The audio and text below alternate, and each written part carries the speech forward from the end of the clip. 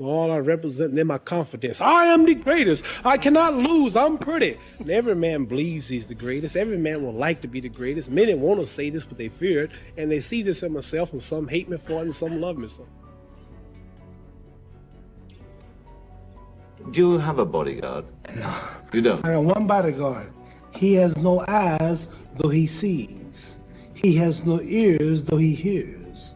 He remembers everything with the aid of mind and memory. When he wishes to create a thing, he just orders it to be, and it comes into existence. That's God. Oh, he's my bodyguard. He's your bodyguard. He's the supreme. What would you like people to think about you when you've gone? I'd like for them to say he took a few cups of love. He took 1 tablespoon of patience, 1 teaspoon of generosity, 1 pint of kindness. He took 1 quart of laughter, 1 pinch of concern, and then he mixed willingness with happiness. He added lots of faith, and he stirred it up well. Then he spread it over a span of a lifetime, and he served it to each and every deserving person he met. I studied life, I studied people, and I'm educated on this. But when it comes to reading and writing, I'm not. I may be illiterate in that. But when it comes to common sense, when it comes to feelings, when it comes to love, compassion, heart for people, then I'm rich. Yeah. I wrote something once that says, where is man's wealth? His wealth is in his knowledge. For if his wealth was in the bank and not in his knowledge, then he don't possess it because it's in the bank. You understand? My wealth is in my knowledge. I'm a spokesman for my people, and I want to represent my people, and I don't want to be a bad representative. I can't be blind because the blind lead the blind. They all fall in the ditch. No, I want to say something right here. This might make you all think. Life is not really long. Let's say the average person, 30 years old. If you're 30 years old, you are not but about 7 years old. How can I prove it? Add up all the 7, 8, 9 hours you slept for 30 years. Out of 30 years, out of all the nights, last night when you went to bed and woke up this morning, you don't remember a thing.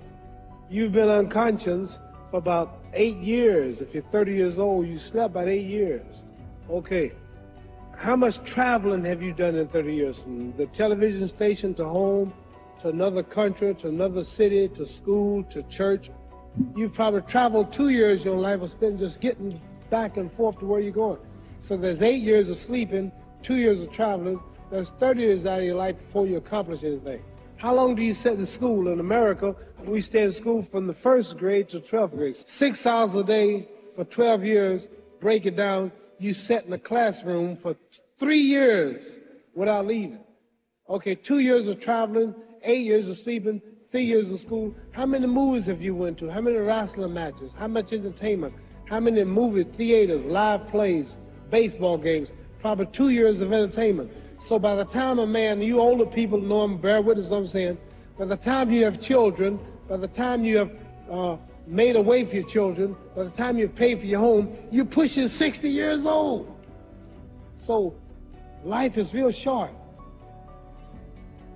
See, Ali, that's the only thing about Ali. When you were watching Ali get beaten up as an old man, even if that was a young kid, he's not going to quit. You got to kill him. He won't quit. Even he was getting beat up every round, getting kicked out of my lab at home. And it's a champ. No, come on, let me out. Come on out. They wouldn't stop. He would have to stay up there and just take the beating like a man. He wouldn't quit. And the way I respect a guy like that so much, I have so much admiration for a guy like that so much, but it's just not right to be that way as a human being. Just say it's over. I'll come back and fight another day else. You got me. You know. And listen, I always like to think I'm a bad, I don't give a, but that's a part of Ali. That's where he overshines me, because I can't understand a man that's willing to just really die for this. You know, and I talk that, but he's the real thing. Why does it make you emotional? Is it talking about him or the relation to you? Me,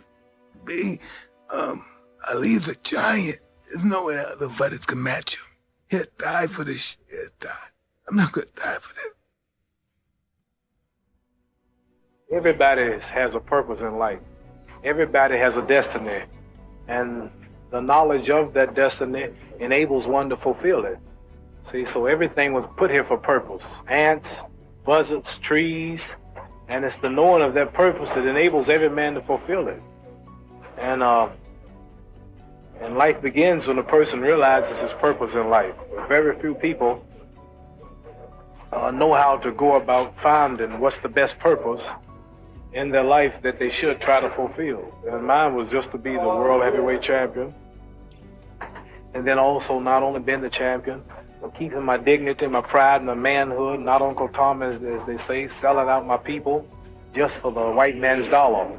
So this is my purpose, to go down as the first one, just about to go all out and all the way, and being clean with the sport, and not representing nothing like tobacco and whiskey and various commercials, and stand with my people and representing everybody, and at the same time not disowning my own, marrying my own kind, and socializing with my own kind. But I belong to the world as far as being the champion, but I let it be known that I am black, and I will always be black and with black, even if I mean give up all the money and everything that I can be offered from boxing.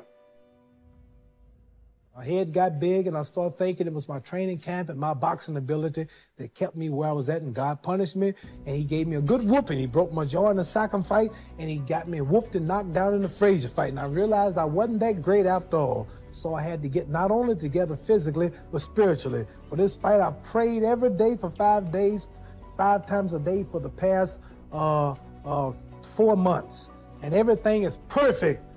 And if Allah's with me, it ain't no way no man can win. No way. Because I'm representing God. I'm representing the freedom of black people in America. I want to be the one black man who stands up and look at white people and tell the truth, who don't sell them out, who don't Uncle Dom, who don't promote cigarettes, don't promote whiskey, take his fame to uplift his little brother in the ghetto.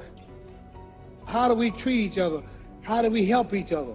So I'm going to dedicate my life to using my name and popularity, to helping charities, helping people, uniting people, bring people bumming each other because of religious beliefs. We need somebody in the world to help make peace. So when I die, if there's a heaven, I want to see it. Because we live how long? 80 years?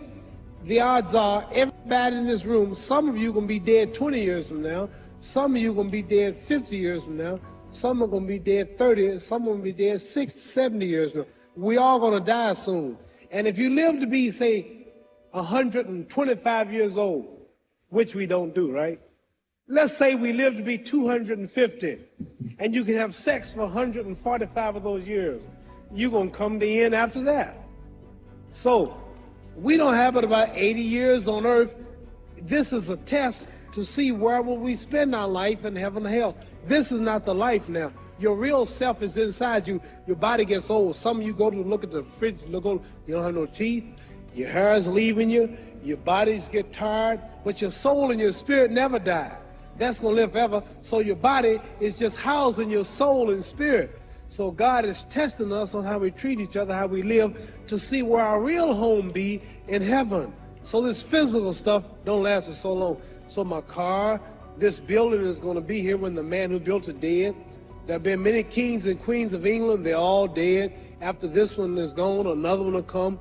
So we don't stay here. We're just trustees. We don't own nothing. So what am I saying? The most important thing about life is what's going to happen when you die.